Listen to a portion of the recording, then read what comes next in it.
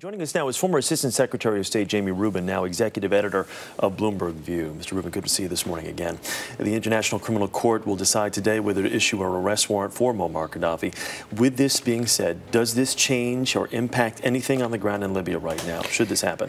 Well, I think interestingly, as Mark Phillips pointed out in the report, the issuing of an arrest warrant actually makes it less likely that you can have a diplomatic outcome, because there's no country that Gaddafi's going to feel safe going to knowing that there's an arrest warrant. So we have these two things running against each other: the desire to kind of figure a way out for Gaddafi so we end the conflict.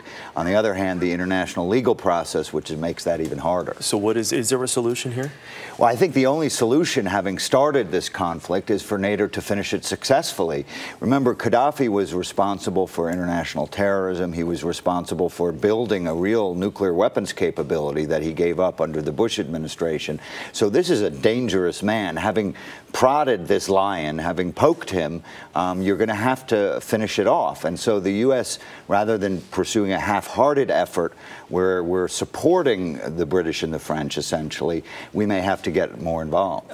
Libyan rebels say they're advancing against Gaddafi's forces in the west, now battling soldiers, they say, some as close as 50 miles south of Tripoli. Is this, like you said, is this now the time where NATO and maybe the U.S. need to step up their efforts and really just kind of move in and finish this once and for all?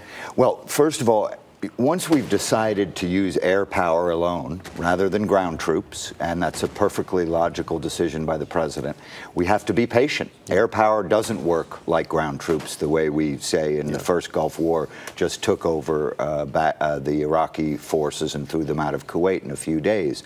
Air power is slower. But if you want to succeed here, having started this, I think there probably is a way for the United States to get involved from the front rather than just supporting the British and the French, and that means more U.S. aircraft, more U.S. missiles, and directing the fire much more carefully. When we use the words like finish off and succeed, is that code for kill Gaddafi? I mean, is that what needs to be done? Well, I don't know whether, it's us doing it or someone around him doing it. It's pretty clear to me, at least, he's not leaving Tripoli. Yeah. Partly because he's afraid of getting arrested if he goes somewhere else, and partly because he's Gaddafi.